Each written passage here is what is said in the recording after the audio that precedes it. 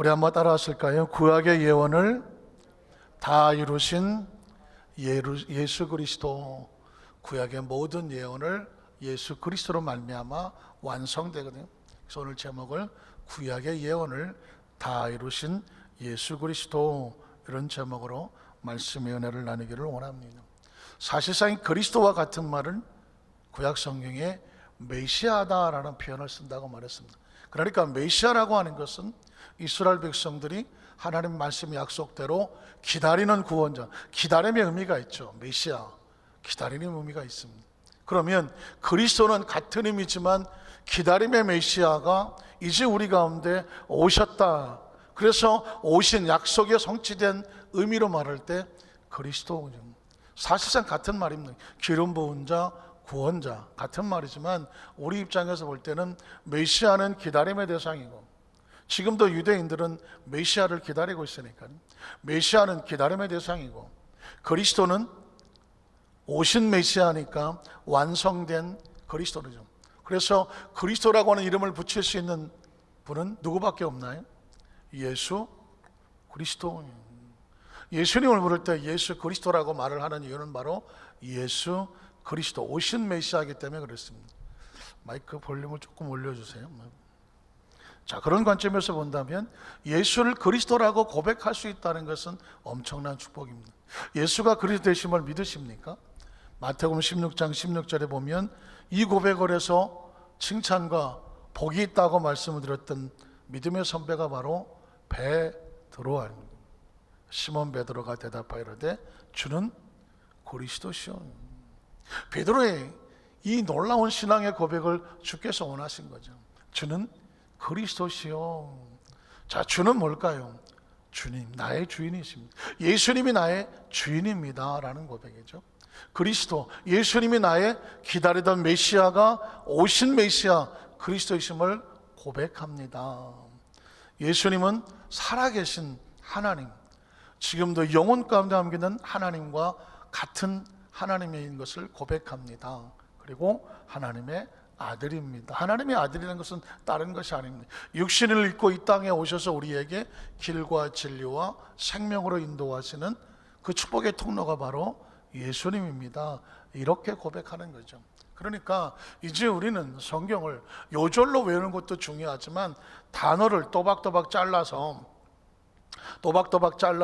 그 속에 담겨져 있는 의미 하나하나를 발견해서 이 단어를 성경에 기록하게 하시는 성령님의 의도가 무엇인가를 깊이 묵상하는 것은 아주 중요한 일이라고 생각을 되어집니다. 자, 그렇다고 한다면 구약의 예언은 예수 그리스도를 말미암아 다 이루어졌다고 말씀했는데, 우리 첫 번째로 구약에 예언되어 있는 메시아에 대한 이야기를 한번 성경을 통해서 찾아보겠습니다. 메시아를 구약에 어떻게 올 거라고 예언이 됐을까요? 자, 이사야 53장에 한번 보겠습니다. 53장 1절로 2절에 보면 이 이야기는 이제 900년 1000년 후에 오실 메시아가 이런 모습으로 오실 것이라고 하는 예언입니다.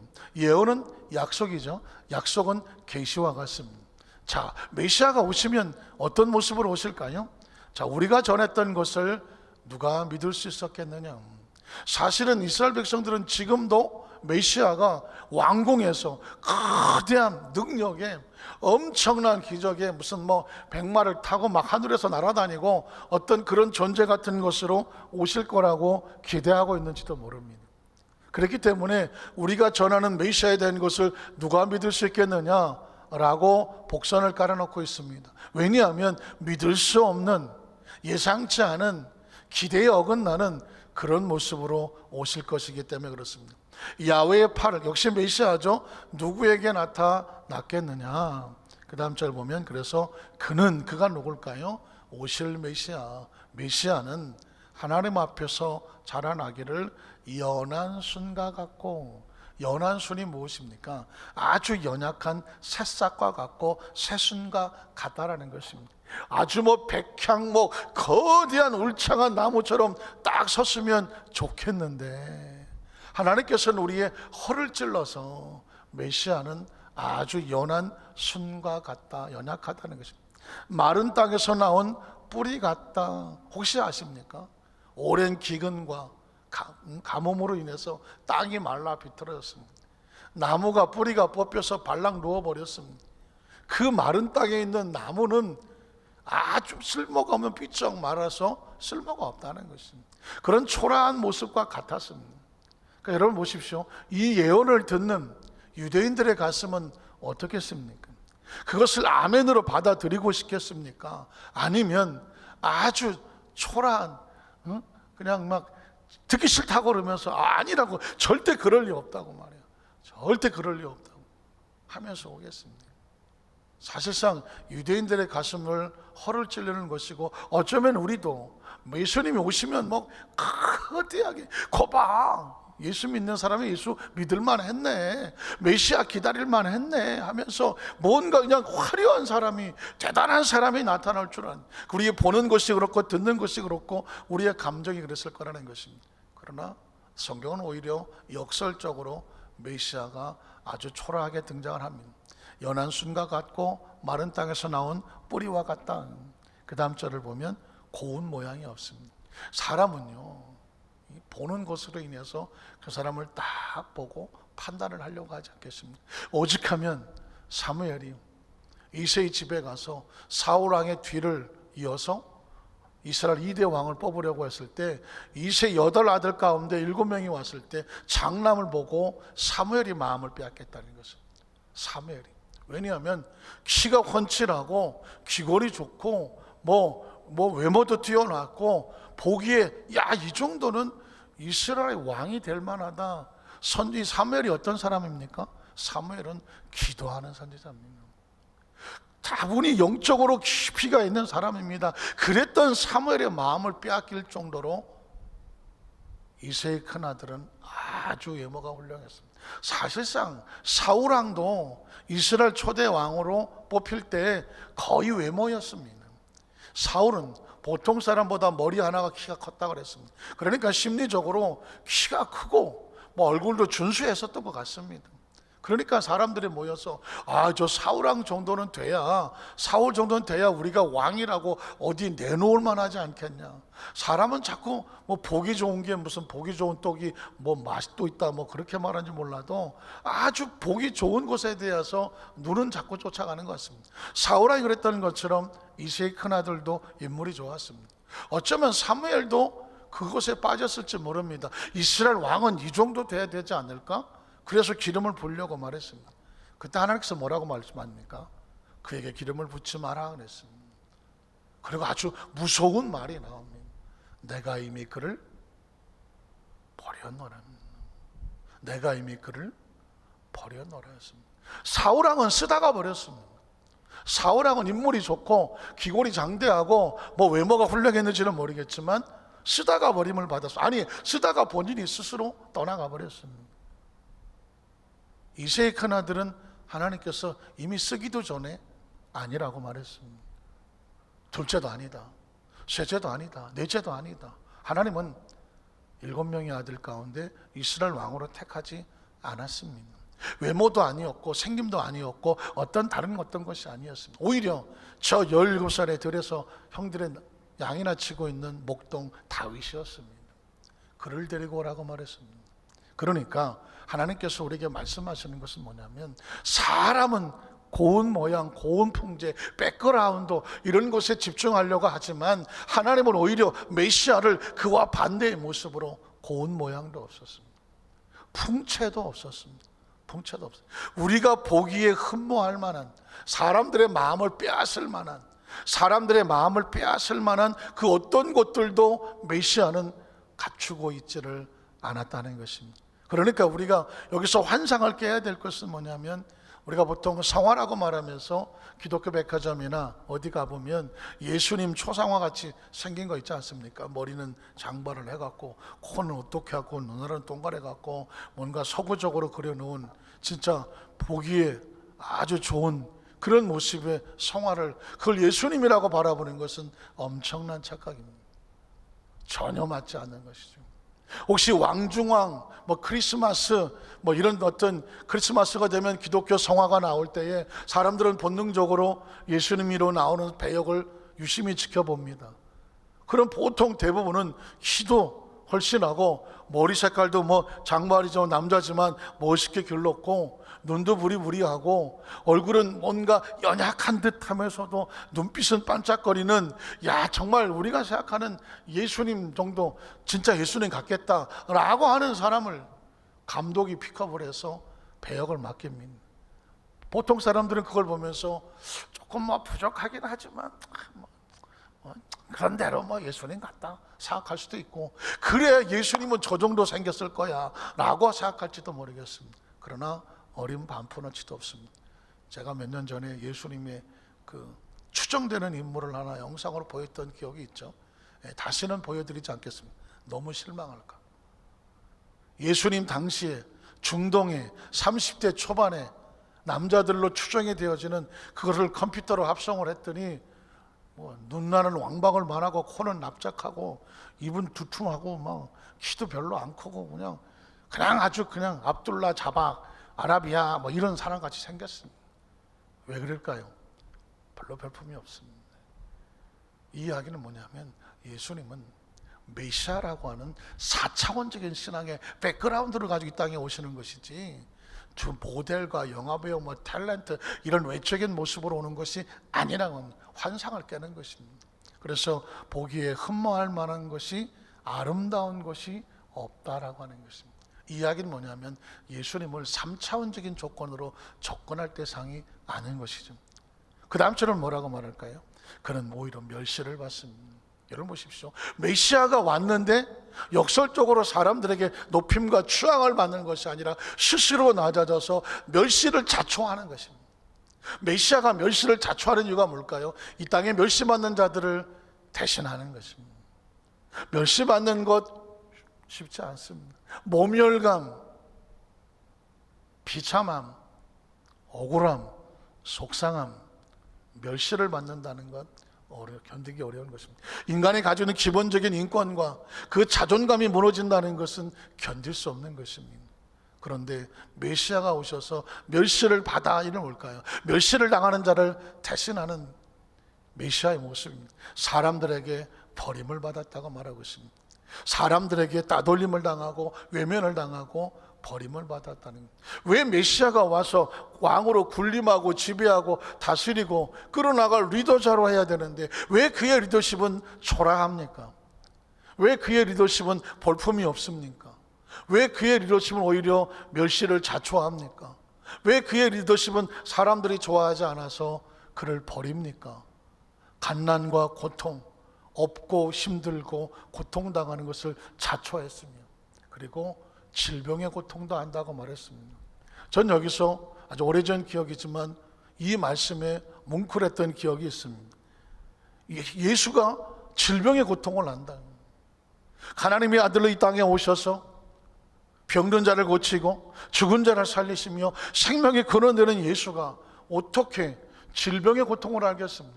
질병의 고통을 알려면 질병을 겪어보는 수밖에 없습니다. 육신을 입고 태어나서 자라는 성장 과정 속에서 왜 아픔이 없었겠습니까? 왜 고통이 없었겠습니까? 그 모든 것을 겪고 연약한 자의 마음, 버림받은 자의 마음, 외면당한 자의 마음, 멸시당한 자의 마음, 가난한 자의 마음, 버려진 자의 마음, 고통당한 자의 마음, 그리고 질병에 초라하게 엎드려져 보는 그런 사람들의 심령을 안다고 말했습니다. 한번 따라 하실까요? 아는 자, 아는 자, 아는 자. 그가 우리의 고통을 안다는 것입니다. 조심스러운 조크지만 예전에 저는 부잣집 아들로 이렇게 보여졌습니다. 별로 반응들이 없어.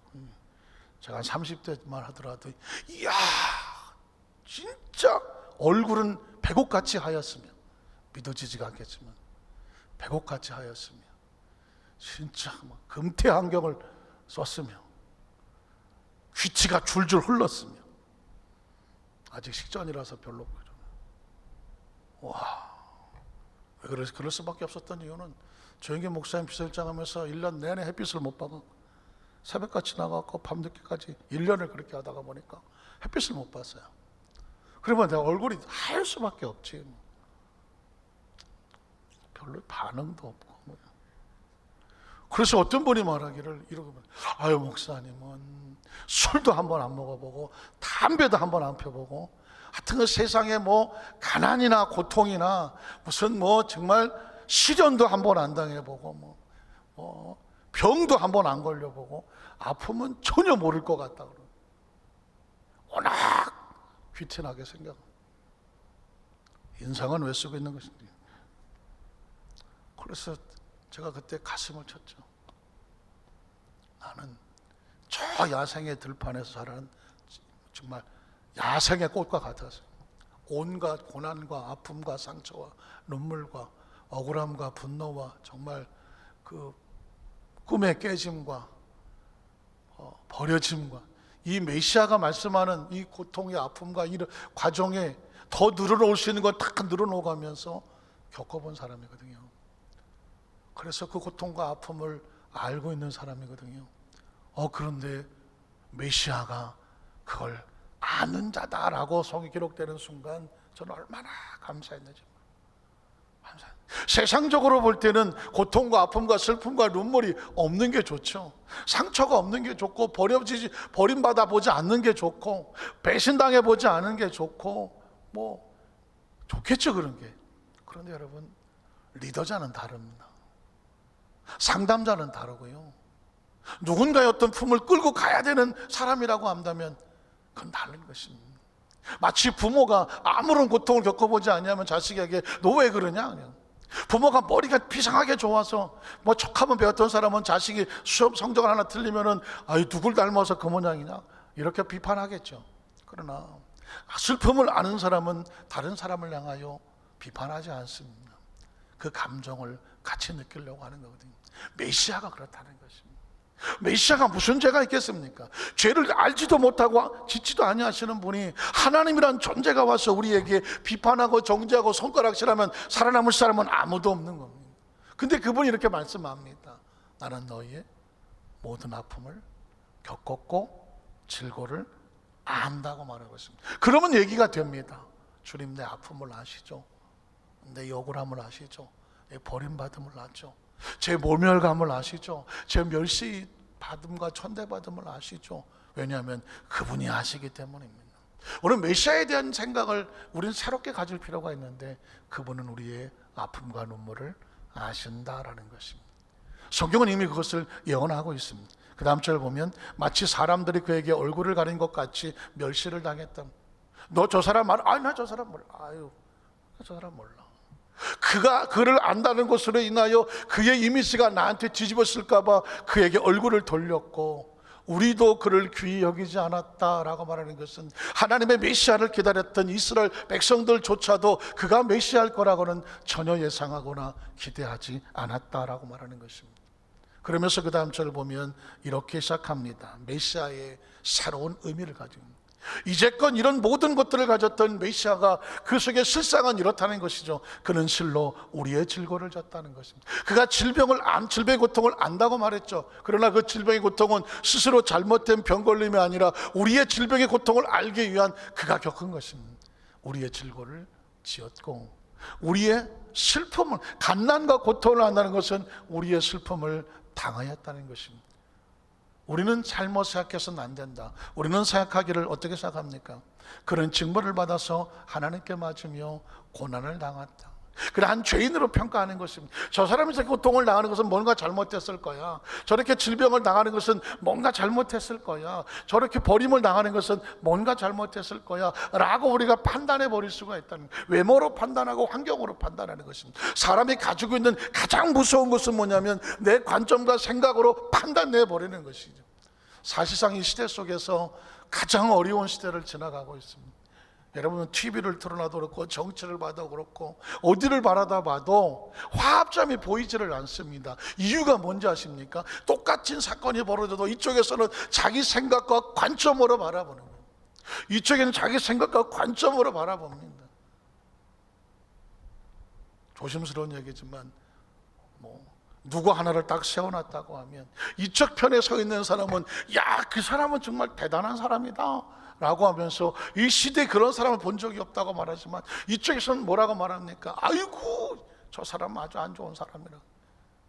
지금 정치를 봐도 어디를 봐도 사람은요 선악을 자기 마음대로 주무릅니다. 자기 편이면 선하고 자기 편이 아니면 악이라고 말하는 시대에 살고 있습니다. 이미 뉴스의 공정성은 상실됐습니다.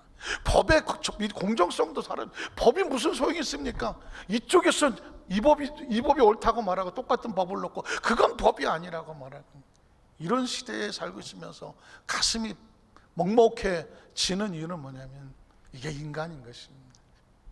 이게 인간이에요. 이걸 어떻게 할 수도 없어요. 옛날엔 법이면 어떻게 다 공평할 줄 알았더니 법도 공평하지 않아요. 자기 좋은 대로 다 갖다 써버리면 똑같이 세워놓고 이쪽에선 영웅이라고 말하고 저쪽에선 죽일 놈이라고 말하는데 왜 대한민국에서 똑같은 이 조그만 땅덩어리에서 그렇게 될까요? 이유는 딴 게 아닙니다. 가지고 있는 의식과 사고가 그 사고를 바라다 보면 자기 것, 자기가 보고 싶은 것만 보여지기 때문에 그렇습니다. 이 이야기는 메시아를 바라보는 것과 똑같은 것입니다. 그 메시아의 초라함과 연약함을 보면서 자기 생각만 하고 있는 것입니다.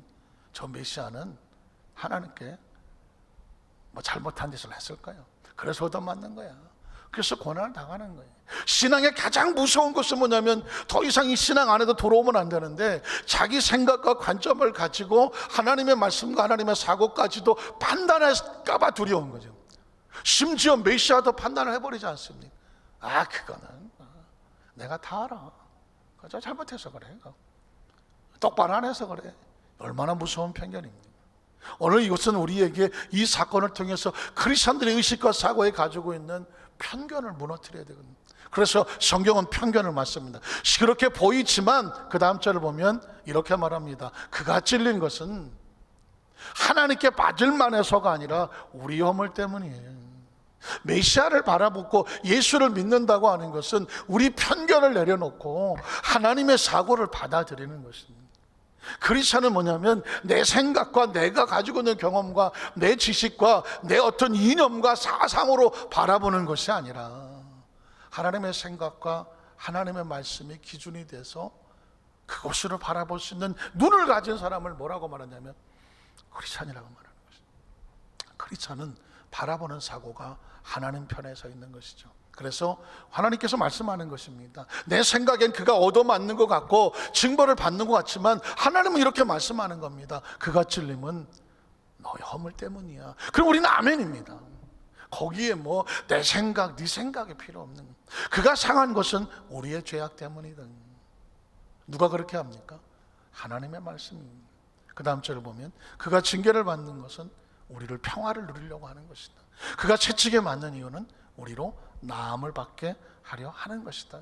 믿으십니까? 이게 바로 크리스찬은 예수 교회를 오래 다니는 사람이 크리스찬이 아닙니다. 크리스찬이 뭐냐면 사고가 바뀐 사람입니다. 사고가 바뀌어갖고 어떤 것을 바라볼 때에 하나님이 말씀하신 관점으로 바라보는 것, 그리고 그렇게 말하는 것, 생각하는 것, 따라가는 것, 그게 크리스찬입니다. 그래야 우리는 이 대한민국과 전 세계 수십억 크리스찬이 있으면 똑같은 것을 보고 똑같이 말할 수 있어야 되지 않습니까? 왜 똑같은 것을 보고 이쪽에서 말하는 게 다르고 저쪽에서 말하는 게 다릅니까? 그들의 사고가 각자이기 때문에 그렇습니다. 이제 우리는 어디로 돌아가야 되냐면 정치도 아니고 이념도 아니고 사상도 아닙니다. 하나님께서 뭐라고 말씀하시냐는 하나님이 말씀하시는 것에 내 생각과 사고가 핀트가 맞아야 되고 채널이 맞아야 되고 다이얼이 맞아야 되는 것입니다. 이것으로 돌아가지 않는 한 교회는 껍데기고 신앙은 허울입니다. 그냥 물들여오는 것과 같습니다. 아주 조심스러운 것입니다. 하나님이 뭐라고 말씀하시냐, 감히 인간이 하나님 뭐라고 말씀하시냐 이렇게 해석하고 저렇게 해석해서 각자 자기 해석이 맞다라고 말하는 것은 아주 위험한 것입니다. 그냥 이쪽도 저쪽도 무릎 꿇고 하나님이 말씀하신 것이 무엇일까라고 말씀의 귀를 기울이고 말씀을 들어야 되는 것이죠. 그 다음 절은 뭐라고 말할까요? 우리는 다 양 같아서, 양이라고 하는 것은 각자 자기 하고 싶은 그릇 행하여 각기 제 길로 갔다라는 것입니다.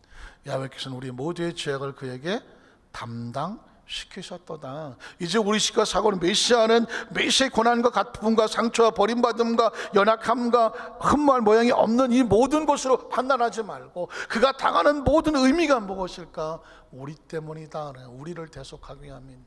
그 다음 절을 보면, 그래서 야훼께서 그에게 상함 받게 하기를 하나님이 원하셨고, 예수님이 잘못해서 받은 것이 아니라 하나님이 원하셨고, 질고를 당하게 하셨은즉 그의 영혼을 속건제물로 드리기에 이르면 제물로 드려지는 거라고 말하죠. 그가 시를 보게 되면 그의 날은 길 것이 하나님의 날, 하나님의 생명, 또 그의 손으로 야훼께서 기뻐하시는 뜻을 뭐하리로다 성취 완성하겠다는 것입니다. 그 다음 절을 보면 그가 자기 영혼에 수고하는 것을 보고 만족할 것이다. 메시아가 땀 흘려 수고하는 그 결과로 인하여 어떻게 된다? 십자가에 달리신 예수께서 만족하실 거라는 것입니다. 억울하고 속상하고 분노로 십자가에서 목숨을 끊는 것이 아니라 그 마지막 순간까지 생명을 내려놓으면서도 그의 얼굴은 평안하고 기쁘고 만족할 것이다. 이게 예언입니다. 그 다음 절을 보면 그래서 나의 의로운 종이 자기 지식으로 많은 사람을 의롭게 하며 또 그들의 죄악을 친히 담당하리로다. 그러므로 내가 그에게 존귀한 자와 함께 몫을 받게 하며 강한 자와 함께 탈천을 나누게 하리니 이는 그가 자기 영혼을 버려 사망에 이르게 하며 범죄자 중에 하나로 헤아림을 받았음이니라. 이게 메시아에 대한 예언이죠. 그러나 그가 많은 사람의 죄를 담당하며 범죄자를 위해서 마지막 어떻게 했다고 십자가에서도 저들의 죄를 용서해 주십시오라고 기도하였느니라 그랬습니다. 자, 그러면 이 사건이 수백, 900년, 1000년이 지난 다음에 예수님의 사역이 그대로 이루어져야 되지 않겠습니까? 예수님의 사역은 왜 이렇게 쭉 갔느냐? 이걸 그대로 완성하고 이걸 이루시기 위해서 사역을 한 것입니다. 그러니까 메시아는 오면 이렇게 살게 돼 있습니다. 어떻게? 이사야에 있었던 말씀을 그대로 살게 돼 있었습니다. 왜냐하면 예언이 완성입니다. 그러면 이제 읽어 내려가면 돼요. 그래서 요한복음 19장이 나오는 것입니다. 두 번째로 고난을 당하시고 예언대로 죽임을 당하시는 예수 그리스도입니다. 그게 요한복음 19장입니다. 자, 19장 1절로 내려가겠습니다. 이에 빌라도가 예수를 데려다가 채찍질을 합니다. 멸시받지 않습니다. 천대받지 않습니다. 그 다음 절을 보면 군인들이 가시나무로 관을 엮어서 그의 머리에 씌우고 자색 옷을 입히고 앞에 가서 이르되 유대인의 왕이여 평안할지어다며 손으로 때려 조롱하지 않습니까? 그 다음 절을 보면 이에 예수께서 가시관을 쓰고 자색 옷을 입고 나오시니 빌라도가 그들에게 말하되 보라 이 사람이로다 하매 대제사장들과 아랫사람들이 예수를 보고 소리 질러 이르되 십자가에 못 박아서 고개를 돌리고 보고 싶지도 않고 저런 것은 하나님의 신성을 범하는 거니 십자가에 못 박으소라고 소리 지르지 않았습니까? 이런저런 빌라도가 그러되 너희가 친히 데려다가 십자가에 못 박으라. 나는 그에게서 죄를 찾지 못하였더라. 뒤집어 말하면 빌라도 입술을 통해서 이들이 이렇게 조롱하고 채찍을 당하지만 정작 예수에게는 뭐가 없다? 죄가 없다. 이유는 뭘까요? 죄가 없는 그가 죄인의 취급을 당하는 것은 뭐로? 너희의 허물 때문이요 너를 대신하여 징계를 받는다는 이사야의 예언이 지금 여기서 축축축축 가고 있는 것입니다. 그 다음 절을 보면 유대인들이 대답하되 우리에게 법이 있으니 그 법대로 하면 그가 당연히 죽을 것은 그가 자기를 하나님의 아들이라 함입니다. 메시아로 인정할 수 없다라고 하는 것입니다. 그 다음 절을 보면 그래서 그 다음 절 넘어가 봐요. 그들이 예수를 맡으며 예수께 자기의 십자가를 지시고 해골 히브리 말로 골고다는 곳에 나아가시니 그들이 거기서 예수를 십자가에 못 박았습니다. 십자가에 못 박히죠. 다른 두 사람들과 함께 좌우편에 못 박으니 예수는 가운데 있더라. 죄인 취급을 받았다고 말했죠. 가운데 있더라. 그 다음 절을 보면 계속 가요. 빌라도가 표를 써서 십자가에 붙이니 나사렛 예수 유대인의 왕이라 기록되었더라. 넘어가요. 군인들이 예수를 십자가에 못 박고 그의 옷을 취하여 네 깃에 나눠 각각 한 깃씩 얻고 속옷도 취하니 이 속옷은 호지 아니하고 위에서부터 통으로 짠 것이라. 군인들이 서로 말하되 이것을 찢지 말고 누가 얻나 제비 뽑자 하니 이런 성경의 이사야죠. 그들이 내 옷을 나누고 내 옷을 제비 뽑는 것을 응하게 하려 함이라. 군인들은 이런 일을 하고 또 그 다음 절은 그 후에 예수께서 모든 일이 이루어진지를 아시고 뭐가 이루어집니까? 구약에 예언됐던 것들이 차차차 이루어진 일을 아시고 성경을 응하게 하려는. 그러니까 메시아는 와서 뭘 하냐면 자기를 자랑하는 것이 아니라 자기의 능력과 어떤 것들을 드러내는 것이 아니라 성경 하나님 아버지의 예언된 것을 하나하나 차곡차곡 완성하여 응한다, 이루어지게 하신다. 이 메시지 자체가 뭘까요? 예수가 그리스도다라는 하는 것입니다. 응하게 하려 하사 이르시되 내가 목마르다 하시니 거기 신포도주가 가득히 담긴 그릇이 있는지라 사람들의 신포도주를 적신 해면을 우슬초에 메어 예수의 입에 대니 예수께서 신포도주를 받으신 후에 신포도주는 잠시 진통제와 같은 것이거든요. 너무 아프고 힘드니까 진통제 같은 것입니다.